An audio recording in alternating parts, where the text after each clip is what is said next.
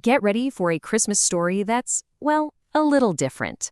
Today, we're diving into the world of Horrid Henry, a boy whose holiday season is way less about peace and quiet and a whole lot more about total hilarious chaos. So, you really have to ask yourself, right? What happens when a boy who is famous for being, well, horrid, runs headfirst into the season of goodwill and cheer? As you can probably guess, it gets pretty messy. Let's find out just how messy. All right, so let's meet our main guy, Henry. At first glance, he seems like a pretty average kid, but don't let that fool you for a second. Because Henry isn't just any kid. He is horrid. And that's not just some mean nickname. It's basically his entire personality through and through. And you know, a huge part of Henry's problem is his little brother, Perfect Peter. As you can see, these two could not be more different. Henry is all about his goose shooters and causing as much trouble as possible. Peter, on the other hand, is the modest, cello-playing kid who never steps out of line. This massive clash is where all the fun really begins. So our first stop on this tour of Christmas chaos is the school play. Henry, of course, is absolutely convinced that he's a superstar in the making, and this is going to be his big moment. In his mind, there was only one part for an actor with his kind of talent. The main role, Joseph. I mean, he was the best, right? So obviously, he should get the best part. It's just simple logic. But of course, that is not what happens. The big starring role of Joseph goes to, you guessed it, Perfect Peter. And Henry? Oh, he gets cast as the innkeeper. His entire epic role is to say one single word. No. Henry is furious. I mean, a one-word part for the greatest actor in the world? It's an insult. But just when it seems like he's about to have a total meltdown, Henry gets what he calls a brilliant, spectacular idea. His thinking is pretty simple. If the part isn't big enough, he'll just make it bigger. First, he thinks he'll be an angry innkeeper. But why stop there? Why not be a robber innkeeper? And then he lands on the perfect role, a French robber pirate innkeeper who's going to tie up Mary and Joseph. It's foolproof.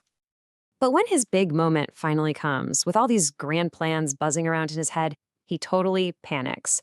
Joseph asks for a room. Henry's mind goes completely blank, and he blurts out, "Yes, come on in." He then completely derails the entire play, dragging them on stage and breaking into some song about green bottles. It's just pure chaos. Okay, so after the play fiasco, Henry's got his next big Christmas challenge, giving presents. There's just one tiny problem. He has absolutely zero money. But hey, why let a little thing like having no money stop you? Henry's got another brilliant idea. His mom and dad are always saying it's the thought that counts, and oh boy, is Henry about to do a lot of thinking. And here are the results of all that thinking. For his grandparents, he finds some old comics that he can, conveniently borrow back. His parents get insulting poems. His poor cousins get a used bar of soap with hairs still on it. And for Peter, a masterpiece scribble of a bunny. You see, truly it's the thought that counts. So, with the gift-giving all sorted out, Henry turns his attention to the gifts he wants to receive.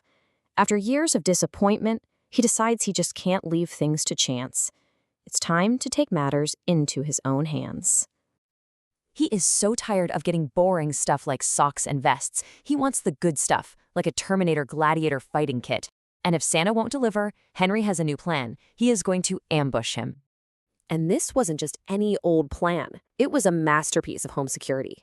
He set up a bucket of water over his door, a tripwire, a whole web of strings with bells, and a minefield of whoopee cushions all over the floor.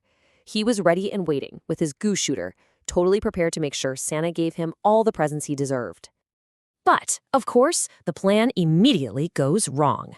First, he falls asleep. He wakes up in a panic, runs downstairs, eats all the chocolates off the tree, tries to hide the evidence, and brings the entire Christmas tree crashing down. He sprints back to his room and triggers every single one of his own traps. And yet, after all that chaos, the water, the bells, the crash, Henry wakes up the next morning to find his stocking is completely full. Somehow, against all odds, Father Christmas made it through. So, we've made it to Christmas Day. The presents are opened, the booby traps are cleared. Time for a peaceful family lunch, right? Wrong again. The Christmas lunch is a catastrophe from the very beginning. The turkey is raw, Grandpa's paper hat catches on fire. Then, tiny spiders start crawling out of the decorations and all over the table. And just when you think it cannot possibly get any worse, the hot glass dish full of potatoes just spontaneously explodes, sending glass absolutely everywhere. The entire meal is a total write-off. But just when all hope is lost, a hero steps forward. And it's Horrid Henry. He has the perfect solution. Forget the turkey. Let's just have pizza. And for once, everyone thinks his idea is brilliant. So, after a disastrous play, some very questionable presents, a failed Santa trapping, and a lunch that literally exploded, we have to ask ourselves, was this really the worst Christmas ever? Or, when you think about it, was it maybe the most memorable and exciting one? It wasn't perfect, it definitely wasn't quiet, but it certainly wasn't boring. And for a boy like Horrid Henry, maybe that's what makes for a truly great Christmas after all. What do you think?